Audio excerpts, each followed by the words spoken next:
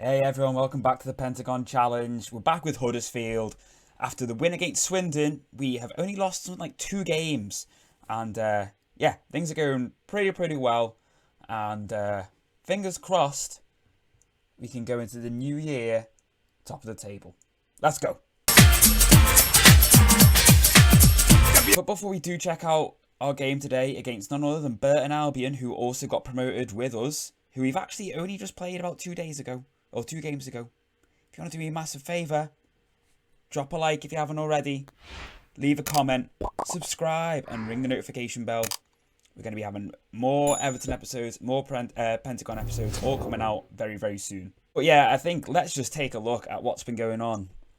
So, as I said, we've only lost 2 games since that win against Swindon. One of them was in the EFL Trophy, where we lost to Man United under-23s.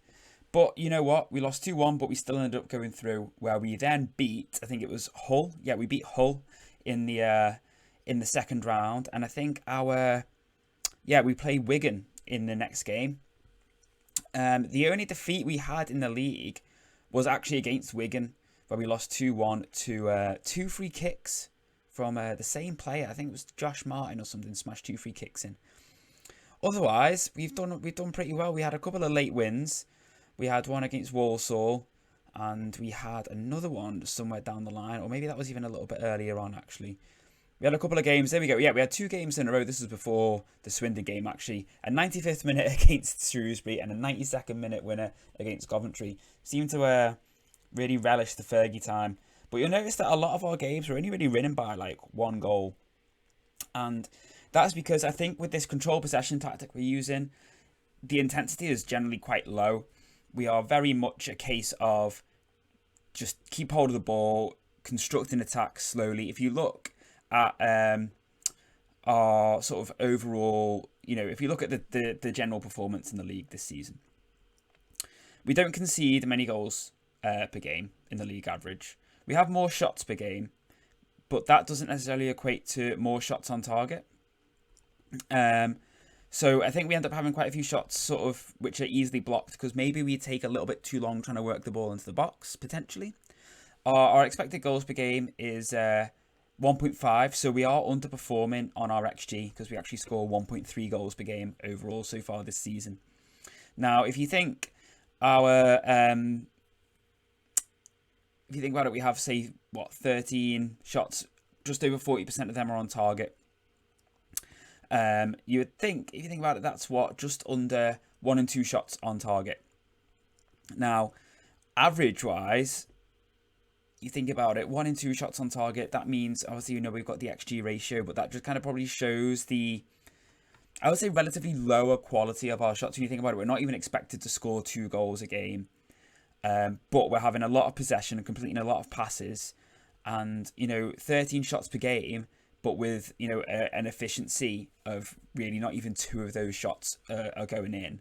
That means it's like 1 in 6 shots lead to a goal, which, to be fair, I suppose if you think about it in the grand scheme of things, maybe isn't terrible, but when you're having 13 shots and 5 of them are on target, and that might be taking into account goal block shots and stuff like that. I don't know how well that translates across onto this. This is obviously just a very broad sort of generic spectrum of analysis, but it does show that we barely score more than 2 goals a game. It's very rare for us to do that. If we look at our attacking stats, let's see, we got anything here on shots? Nothing extra compared to that, really. Nothing extra compared to that. Anything else that we can look at? Let's see what the XG was the last game. We drew 1-1, but we had an XG of 2.09 against Mansfield. I think they equalised. Yeah, we took the lead in the 80th minute through a lovely Milivojevic free kick, and they equalised in the 84th minute. Our XG was far superior to theirs. As you could see from there, generally speaking, we concede relatively few chances. Our XG against is less than 1, and our actual the amount of goals we actually concede is less than our XG against. Now, I'd be interested to know what our expected threat is, because that's the other analysis that a lot of data analytics look at now as well. Is not just expected goals for and expected goals against, it's expected threat. So that might be like the expected good quality chances created.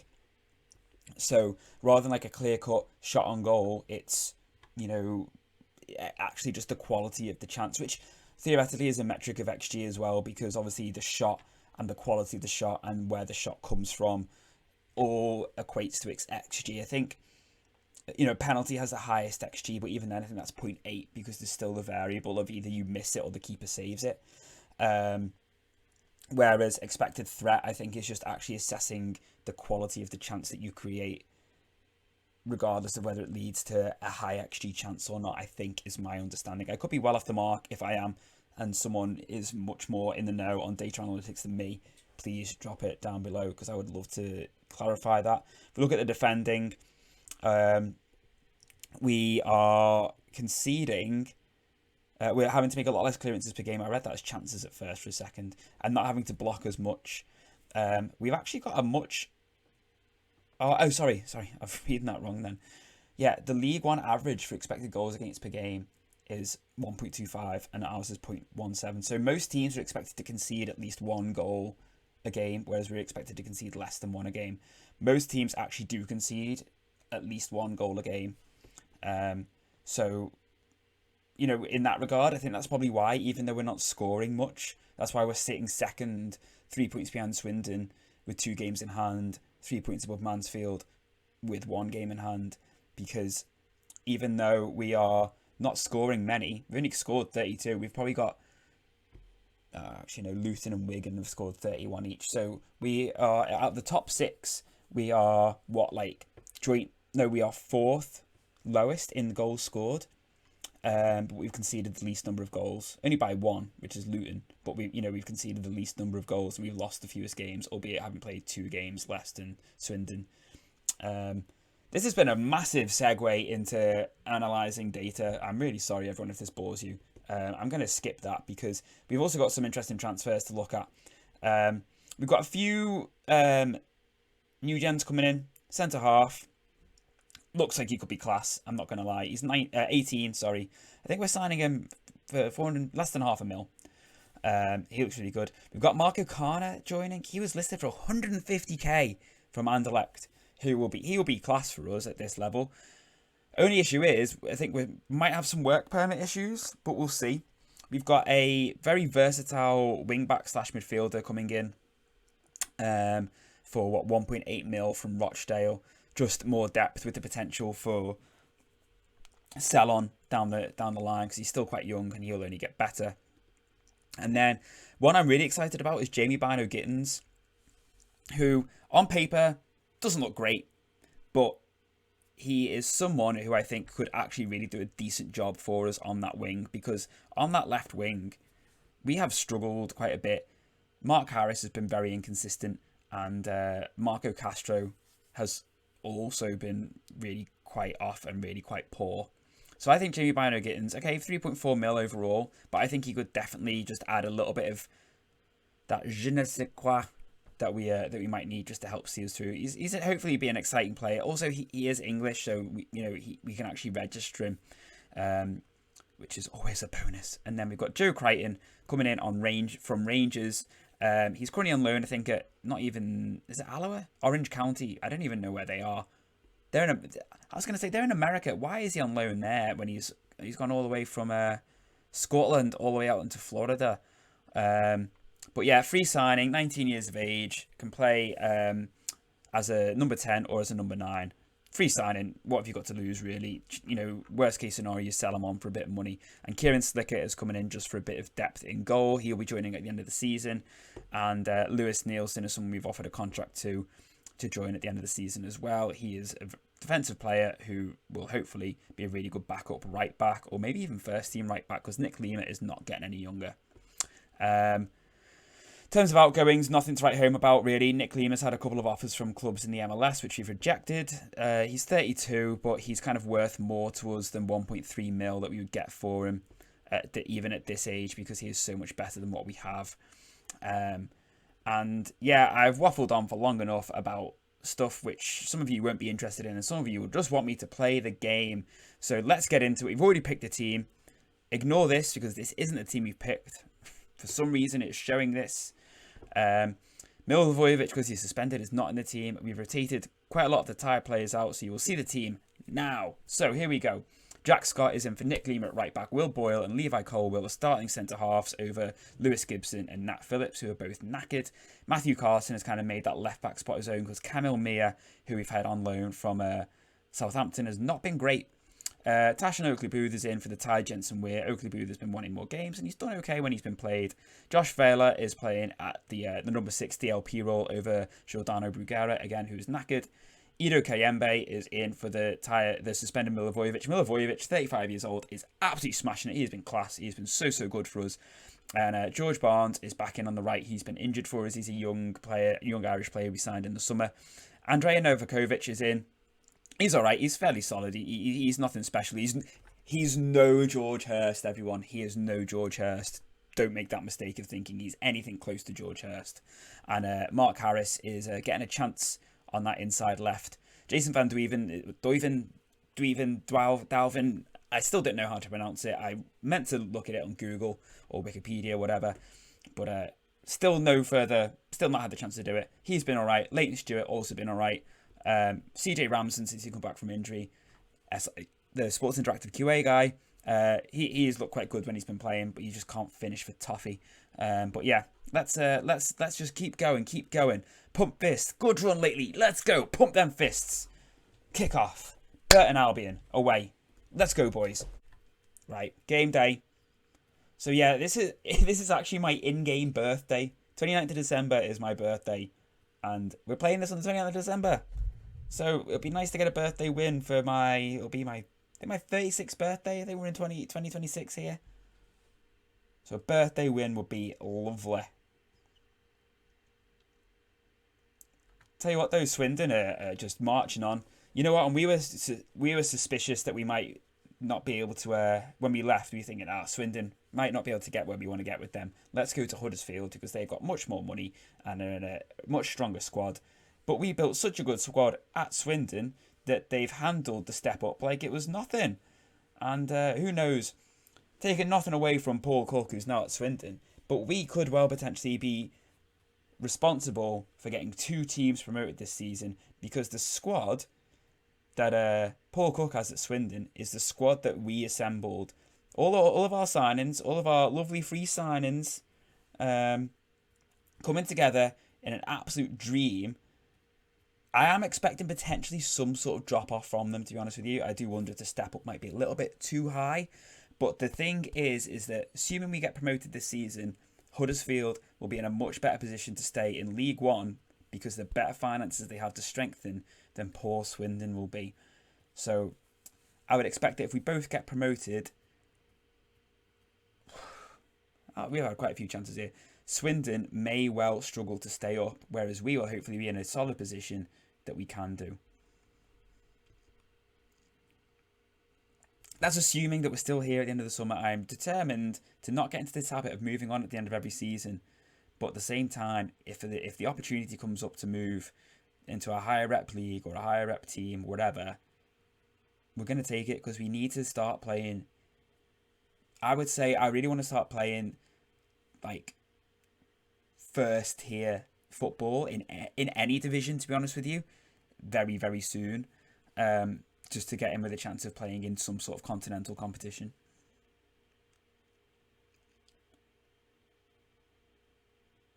Oh dear.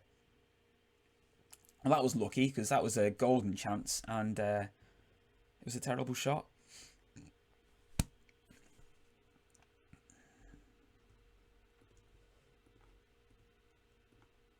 I'm going to try just upping the tempo a little bit. I've taken off work ball into box because I felt like we were creating a lot of chances in the box but not really doing anything with them. And I'm not sure if it's because we were taking so long getting the ball into the box, and the nature of the beast in this league is I feel like it was allowing teams time just to get men behind the ball.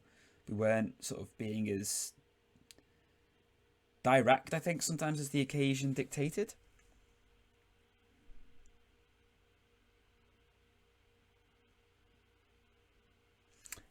whenever I see a free kick like that, I always think this is a chance for a goal.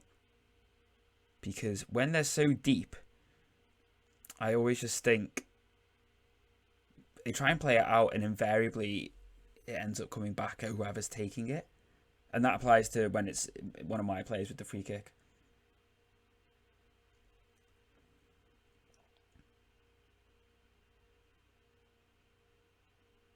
Yeah, Novakovic is alright. He's no great shakes. I think he's on like 10 goals for the season, but I see chances and I'm like, George Hurst will put that away. And I really want to sign George Hurst. The issue I had was I couldn't sign him in the summer because I'd given him a contract in like the April, a new contract. And he's had such a good season so far for Swindon. I think he's like second or third in the goal scoring charts. That his value will definitely have gone up. But I don't think it'd be worth more than like 500k. So I think if I could sell like Novakovic, I could probably sell him for at least $1 million. Send him back to the MLS or something like that because he is American. I reckon I could potentially then make a little sneaky move for Georgie Hurst. Get this promotion charge. Well, you know what? I think it's a given we'll get promoted. I think we're too good to slip into playoffs. And that's not me being arrogant. I just think we are. We're like, I don't know. We're like the Zambozi in... Is it Zambozi? Zambozi in Deadpool when he is chasing down the guy in the ice rink. It's slow and ponderous, but we get there. And, you know, the result is usually the same. For those of you who don't know, in Deadpool, he's chasing after a guy in, I think it was essentially an ice hoover / sander on an ice rink. And he's driving this thing and it's going so slow because obviously it's probably designed to like smooth the ice down and remove any excess like dust off the ice rink. And he basically runs the guy over. And it's one of those things, it takes him ages to actually do it, but he does it, and I kind of feel like we're the same. Like, it's 60 minutes, and we've not really found a breakthrough yet. But I know we will do. At some point, we'll get a chance, in fact. Oh, yes, the outside of the post, I was literally about to say. In fact, here it is, but no dice. Yeah, I think we'll get there, and I think we will just inevitably get promoted, because I just think we will just keep going. And we will get over the line eventually. I didn't mean to actually do that. I meant to bring on Leighton Stewart, but we'll do it anyway, and we'll just swap him round in a minute. There we go, I can do it now. Actually, just do it this way. And yeah, so I don't think it's in any doubt that we get promoted. I think it's just whether we win or come second. Like I said, I do kind of expect Swindon to do. See, Novakovic, he's had so many headers, and I don't think he's hit the target with. If he's hit the target with 10% of them, I'll be astounded. Let's up the ante a little bit.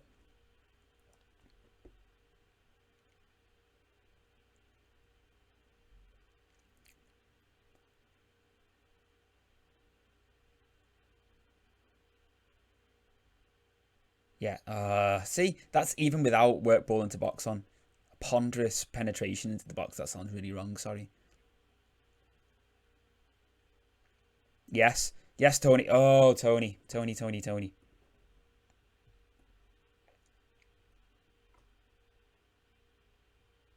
Swindon are winning as well because they've now gone 5 points clear.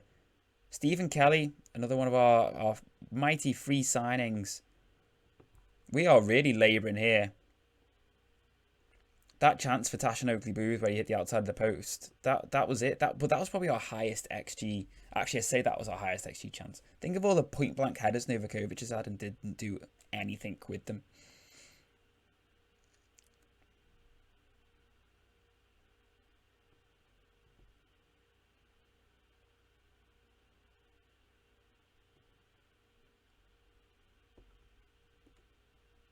I'm going to break them because I just don't feel like this is good enough. See if we can inspire a Fergie time win. Come on. Maybe just up everything a little bit. Just stop faffing around. I have got the gegenpress tactic that the lads have been working on for the last sort of 4 or 5 months. And I think that would probably yield the more aggressive play that we maybe want. But the fixtures are coming so thick and fast that I just daren't employ it because I'll just end up with injuries. Oh, there's the breakthrough. There's the breakthrough. Called it. I knew it would happen eventually. And it has. I knew it. Knew it would happen. Josh Vela smashes it in. Beautiful. We're gonna scrap those changes, everyone. Keep the tempo down.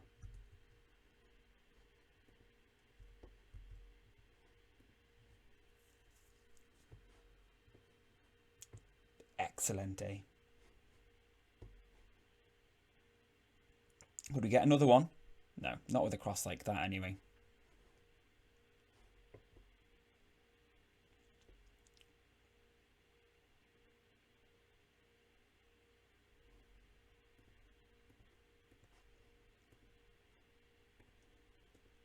And now we just start to roll the bus across, I think. Roll the bus across and just slowly put it in park, I think. Don't let anyone through, please. Oh, you've got to be... Thank you. I would have fumed. That's the one thing that I have been a little bit lax in doing, is making sure that when we park that bus, we fold the wing mirrors in. Because I've done everything and I've forgotten sometimes to take my fullbacks off wing back duty. So they're still pushing up quite a bit. So when the other team counter, they're still quite high. So and because they're knackered, they're slow at getting back. Whereas putting them at fullback obviously just makes them a little bit more reserved. And there's the win. There's the win, everyone. Right, everyone, just, if you permit me, a little bit of nerdiness again. This is just further highlighting what I was saying before. We had 18 attempts in that game. 13 were headers. We've got a Novakovic head. All Novakovic, basically. You know what? I'd love to actually look at his individual shots. So, yeah, we've had a high number of clear-cut chances. However, our average shot quality is only okay. So, at basically average shooting. So, obviously, as we could kind of deduce, the issue is potentially not necessarily in our chance creation then. It's actually in our taking of shots. So, maybe the reason, 18 shots with an XG of 1.96. Maybe the reason that our XG is relatively low. Look at that, 50% of our shots are on target, and we only had like an XG of just under 2 from 9 shots, with one clear-cut chance, however much store you're set by that. So I think we have our answer here, to be honest with you. Let's look at Novakovic. He had 9 attempts in this game. He didn't score with a single one. 4 he missed. 1 was hit the woodwork and 4 were saved. Now, he had a shot saved from the edge of the box. All his other 8 chances were within the 12-yard area. In fact, 6 of them were within the 6-yard box, and he didn't score with 1 of them. Now, if we take off the one that hit the bar, which is that one on the edge of the box, on the edge of the 6-yard box, if we take off the ones that he missed, these are the ones that were saved. So 4 missed shots that didn't hit the target were within 10 yards. 3 of them were within the 6-yard box. Is that 3? Yeah, 3 of them within the 6-yard box. You didn't hit the target with 3 efforts from within the 6-yard box. That's terrible. There's our problem. Obviously, we brought it back for the Burton game today. This is the whole game that I was going to bring it back for, but it got rearranged due to cup games, I think. We have got... Who have we got in the FA Cup? We've got Ipswich Town. I'm not going to bring it back for that, I hope you don't mind. I'm going to try and probably plough through January. Maybe bring it back around... We'll bring it back on the 27th of February for the game against Luton Town. And let's see where we're at. Big January transfer window coming up, I feel. Because I think we could do with improving that striker area. Novakovic, he's 30 years old. He's got 10 goals, 3 assists in 23 appearances. He's worth 2.9 mil. I am seriously, seriously tempted. He may not react well to being offered to other clubs. Well, I'm sorry, mate, but you're missing more chances than you're worth. Femi Aziz is someone who I think I might have been underusing or using wrong, because we played him against Hull again I think it was in the EFL trophy. He scored 2 great goals, 2 really good goals. So I'm thinking he could be a decent option just to play as an out-and-out striker. He might actually suit our system a little bit better as well. I feel like Novakovic is just the big target man who if we were playing wing play, might do all right, because we just lump the ball to him. His stats might be a little bit better. Based on his appearance last time out, maybe not, but who knows. There's quite a few players I'd be looking to leave. Manuel Castro, not Marco Castro. He's been quite average. And Mark Harris, probably let him go. Quite average. Look at that. 6.58. In fact, yeah, let's list him now. Well, I'm sorry, but you're not good enough for 12k a week. You know what, let's try the 2.5. But yeah, so he's going. And I think we list him. You know what, tough. You can go as well. I could get George Hurst with what you're worth. Done. Take care, everyone. I'm going to leave it there. I'll see you all next time. Stay safe, take it easy, and I'll see you on the next episode on the Pentagon Challenge. Or maybe the next Everton episode. Who knows when I'll see you, but I will see you. Bye.